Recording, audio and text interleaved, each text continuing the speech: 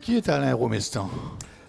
Eh bien, j'ai eu une carrière qui m'a amené à faire des études d'histoire dans un premier temps pour être enseignant, et puis des études de journalisme en même temps. Et puis j'ai choisi l'enseignement.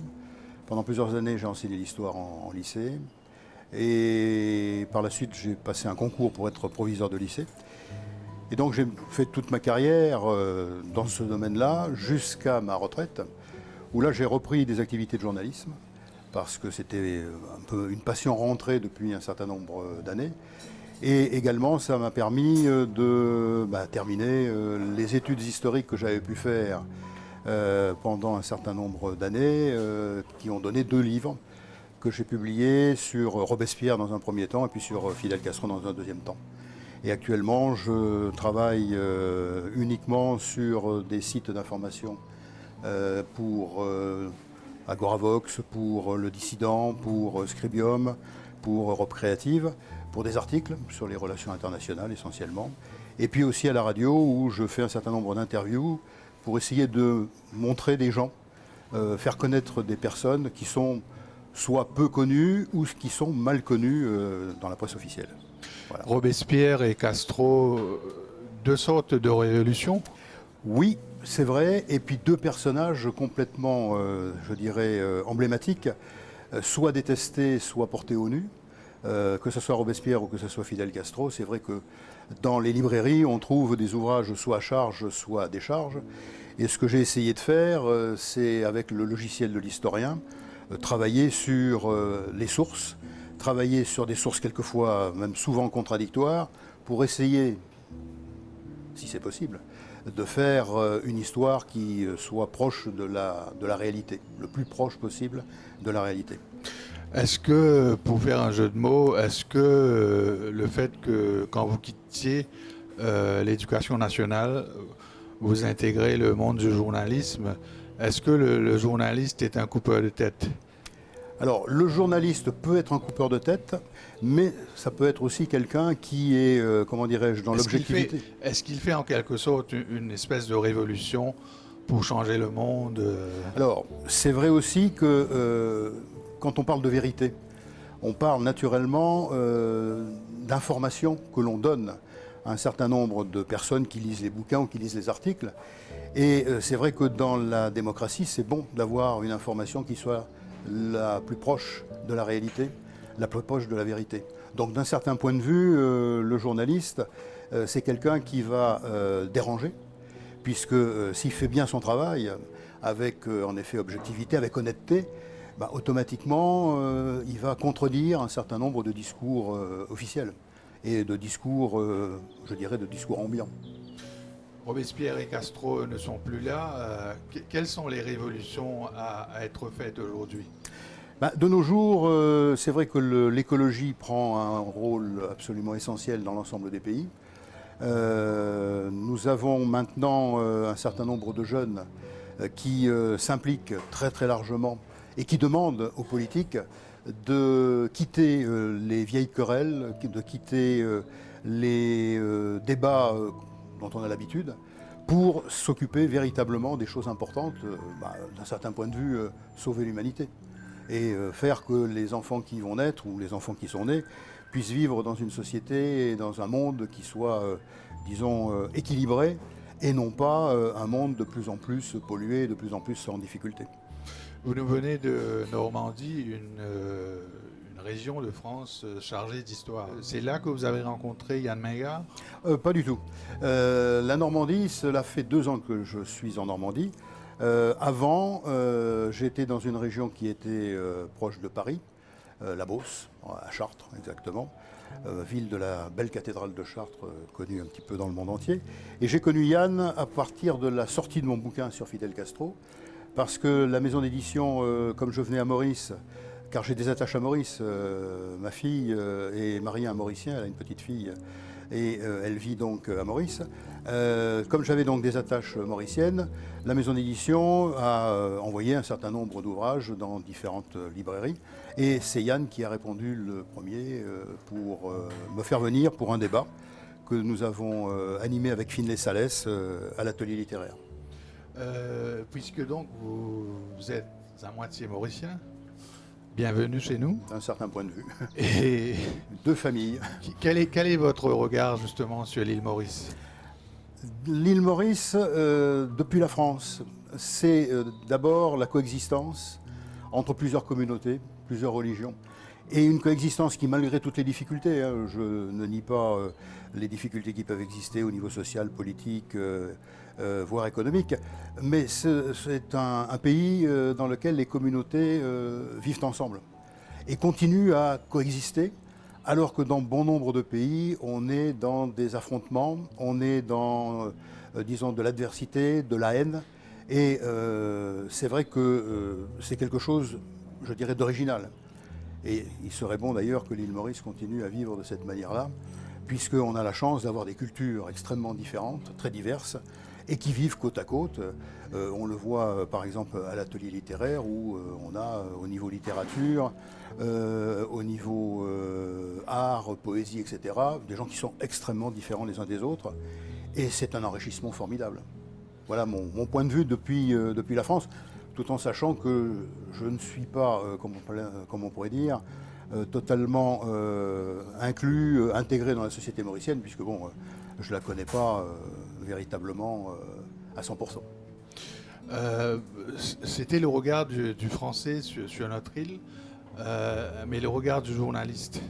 Alors le regard du journaliste, si vous voulez, c'est un regard d'abord, je m'intéresse beaucoup à la vie politique de Maurice, et c'est une vie politique qui est en effet extrêmement diverse, avec beaucoup de querelles politiques que l'on retrouve depuis quelques années en France, bizarrement.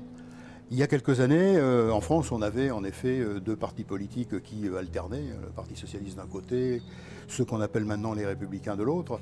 Et Ils se ressemblent tous donc, les politiciens. Et d'un certain point de vue, on a maintenant en France un petit peu la situation, je ne dirais pas de l'île Maurice, mais une situation dans laquelle il y a un éparpillement politique et les vieux partis sont en quelque sorte ignorés par la jeunesse, qui veut autre chose, qui veut des mouvements qui soient différents, qui prennent en compte beaucoup plus largement leurs aspirations. Après deux ouvrages sur Robespierre et Castro, sur quoi travaillez-vous ces jours-ci? Alors, j'avais l'intention de faire un ouvrage, et ça surprend beaucoup, sur Staline. Parce que là aussi, on a affaire à un personnage. Les grands sujets. On a affaire à un personnage, si vous voulez, et à un pays, l'ancienne Union soviétique, qui amène débat. Mais je dois dire que pour l'instant, j'en suis à l'étape des recherches. Je n'ai pas commencé à écrire. C'était ma grande idée d'avoir une sorte de trilogie, Robespierre, Castro et puis Staline. Par contre, au niveau de Staline, c'est très compliqué et il est fort possible que je ne le fasse pas. Là, pour l'instant, j'accumule des documents et je dois dire que je prends beaucoup de plaisir à écrire des articles sur différents sujets, à rencontrer des gens que, comme je le disais tout à l'heure, on a peu l'habitude d'avoir dans la presse, avec lesquels on discute peu, ou avec lesquels on a des a priori. Et je prends grand plaisir à faire ces articles et depuis maintenant un an et demi, les émissions de radio également, à faire des interviews qui me passionnent et qui sont, comment dirais-je, consommatrices de temps. Donc c'est vrai que pour Staline, pour l'instant, c'est entre parenthèses. J'imagine que pour vos émissions de radio et votre travail de journaliste, vous avez prévu des sujets sur Maurice? Tout à fait. Alors, le premier sujet, ça a été Yann Mingard avec son bouquin sur son père. Il l'appelait Samuel. Qui a eu, cette émission a eu beaucoup de succès en France. J'ai eu d'excellents retours parce que c'est étonnant. Ce Mauricien parti en Angleterre, qui a été agent secret, qui est venu en France, qui a coordonné la résistance dans le sud-ouest, c'est quelque chose qui n'était pas connu. Et les historiens en France, ceux que je fréquente, ont été étonnés de voir tout un pan de l'histoire avec des nouveautés qu'ils n'attendaient pas. Et puis la deuxième émission, donc, ça va être la suite sur Yann Nagar. Et puis Shehnaz Patel. J'avais pensé également, parce que j'anime à partir de cette année une autre émission. La première s'appelle Clé en main, donc ce sont les grands sujets d'actualité, etc., les interviews. Mais la deuxième émission s'appelle Let's Go. C'est une émission de musique qui est intitulée Pop Rock, mais c'est vrai que la musique mauricienne va sans aucun doute aboutir à une émission spéciale sur Radio Grand Ciel, puisque c'est Radio Grand Ciel, la radio sur laquelle je travaille. Alain Romestan, vous êtes très bien placé pour savoir que le monde de la presse en France se sent menacé par le pouvoir, les affaires. Quel est votre sentiment sur ce... Si vous voulez, la presse française, je ferai la différence entre les anciens journalistes. Quand je dis anciens, c'est pas automatiquement vieux, mais ceux qui font partie d'un certain groupe, disons, de gens connus, qui sont très proches du pouvoir et qui travaillent, si vous voulez, je dis pas la main dans la main, mais enfin qui sont vraiment très proches du pouvoir. Et puis les jeunes journalistes qui en ont assez de cette manière de travailler, qui en ont assez aussi de voir certains journalistes bien en place travailler dans la superficialité, c'est-à-dire ne pas creuser leur sujet, aller à l'essentiel, mais sans véritablement étudier à fond les questions qu'ils présentent. Et ces jeunes journalistes ont une envie forte de présenter des sujets différents, de présenter des questions qui ne sont jamais abordées. Et c'est vrai qu'à l'heure actuelle, on a vraiment une grosse différence entre les journalistes, je dirais, d'une certaine obédience officielle, et puis les jeunes journalistes qui ont envie d'éclore, et puis là aussi de prendre la place de ceux qui sont là depuis des années et qui s'accrochent aux branches. Est-ce qu'on dirait de Mediapart et du Canard enchaîné qui sont de la vieille école? Alors, Mediapart et le Canard enchaîné, ce qu'on leur reproche à l'heure actuelle, c'est d'avoir des informations qui leur sont données par des personnes qui veulent, à un moment ou à un autre, démolir tel ou tel homme politique, telle ou telle organisation. Parce que les informations qui sortent sont en effet très intéressantes, parce qu'elles permettent d'avoir une certaine transparence sur la vie politique. Mais c'est vrai qu'on sent un petit peu le règlement de compte. Et beaucoup de jeunes journalistes aiment bien l'investigation, ils considèrent que c'est important, mais ils n'aiment pas du tout ce côté règlement de compte. Quand on veut, par exemple, nuire à un homme politique qui monte un petit peu dans, j'allais dire, le hit parade des politiques en France, eh bien, on sort un dossier sur lui. Pourquoi sur celui-là? Pourquoi pas sur tel autre? Car, bon, naturellement, toute personne peut avoir des choses à se reprocher. Et c'est vrai que dans la presse, à l'heure actuelle, on ne sort que des informations qui peuvent nuire à tel ou tel, alors que d'autres personnes vivent leur vie tout à fait normalement.